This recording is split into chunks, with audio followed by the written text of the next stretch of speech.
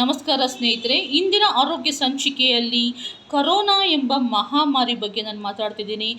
Corona ಅಂತ ಹೆಸರು ಕೇಳಿದ್ರೇ ನಮ್ಮ ಎದೆ ಜಲ್ ಅನ್ನುತ್ತಲ್ವ. ನಮ್ಮ ಎಷ್ಟೋ ಮಂದಿ ಪ್ರೀತಿ ಪಾತ್ರರನ್ನು ಈ ಕರೋನಾ ಎಂಬ ಮಹಾಮಾರಿಯಿಂದ ನಾವು ಕಳ್ಕೊಂಡಿದ್ದೀವಿ.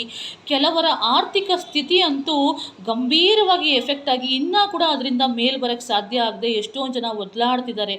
ಅಂಥದ್ರಲ್ಲಿ ಮತ್ತೆ ನಮ್ಮ ಭಾರತ ದೇಶಕ್ಕೆ ಈ ಕರೋನಾ ಎಂಬ ಮಹಾಮಾರಿ ಒಕ್ಕರಿಸಿದೆ.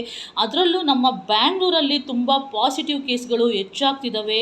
ಅದರಲ್ಲೂ ಒಬ್ಬರು ಮರಣ ಕೂಡ ಹೊಂದಿದ್ದಾರೆ. ಇದರಿಂದ ನಾವು ಆತಂಕ ಪಡುವ ಅವಶ್ಯಕತೆ ಇಲ್ಲ. ನಮ್ಮ ಮುಂಜಾಗೃತಿಯಲ್ಲಿ ನಾವು ಇರಬೇಕಾದ ಸಮಯ ಇದು.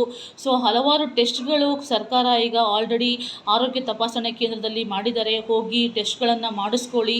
ನಿಮ್ಮ ಮನೆಯಲ್ಲಿ ಚಿಕ್ಕ ಮಕ್ಕಳಿಗೇನಾದರೂ ಶೀತ ಜ್ವರ ಕಾಣಿಸ್ಕೊಂಡ್ರೆ ಅವರನ್ನು ಕೂಡಲೇ ಆರೋಗ್ಯ ತಪಾಸಣೆ ಮಾಡಿಸಿ ಅವರ ಕಡೆ ನಿಗಾ ವಹಿಸಿ. ಮತ್ತು ಗರ್ಭಿಣಿ ಸ್ತ್ರೀಯರಿದ್ದರೆ ಅವರನ್ನು ಕೂಡ ನೀವು ನಿಗಾ ವಹಿಸಿ ಅವರಿಗೂ ಆರೋಗ್ಯ ತಪಾಸಣೆಯನ್ನು ಮಾಡಿಸಿ. ವಯೋವೃದ್ಧರ ಬಗ್ಗೆ ಗಮನ ಕೊಡಿ. ಅವರಿಗೆ ಫಸ್ಟೇ ಆರೋಗ್ಯ ಸರಿ ಇರೋದಿಲ್ಲ, ಅವ್ರು ನಾವು ಗಮನಿಸಿಲ್ಲ ಅಂದರೆ ಮತ್ತೆ ಏನಾದರೂ ಒಂದು ಎಫೆಕ್ಟ್ ಆಗಿ ದೊಡ್ಡ ಒಂದು ಅವಾಂತರ ಆಗ್ಬೋದು.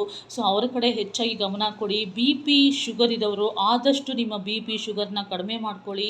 ಸೊಪ್ಪು ತರಕಾರಿಗಳಿಂದ ಶುಗರ್ ನಾವು ಕಂಟ್ರೋಲ್ ಮಾಡ್ಬೋದು. ಬೇವಿನ ಸೊಪ್ಪಾಗಲಿ, ನುಗ್ಗೆ ಸೊಪ್ಪಾಗಲಿ, ಮತ್ತು ಮೆಂತ್ಯ ಕಾಳು, ಮತ್ತು ಪಪ್ಪಾಯ. ಇವುಗಳೆಲ್ಲ ಸೇವನೆ ಮಾಡೋದ್ರಿಂದ ಸ್ವಲ್ಪ ಶುಗರ್ ನಾವು ಕಡಿಮೆ ಆಗುತ್ತೆ. BP ಕಡಿಮೆ ಆಗಬೇಕಂದ್ರೆ ಸ್ವಲ್ಪ ದಾಳಂಬ್ರಿ ಮತ್ತು ಬೀಟ್ರೂಟ್ನ ಹೆಚ್ಚು ಸೇವನೆ ಮಾಡಿ. ನಿಮ್ಮ BP ಆದಷ್ಟು ಕಂಟ್ರೋಲ್ ಆಗುತ್ತೆ. ಆರೋಗ್ಯ ಇದ್ದರೆ ಎಲ್ಲ ಸಾಧ್ಯ. ಕೋಟಿ ಕೋಟಿ ರೂಪಾಯಿ ಇದ್ದರೂ ಕೂಡ ಆರೋಗ್ಯ ಇಲ್ಲ ಅಂದರೆ ಏನೂ ಮಾಡೋಕ್ಕಾಗಲ್ಲ. ನಮ್ಮ ಆರೋಗ್ಯ ನಮ್ಮ ಕೈಯಲ್ಲಿ.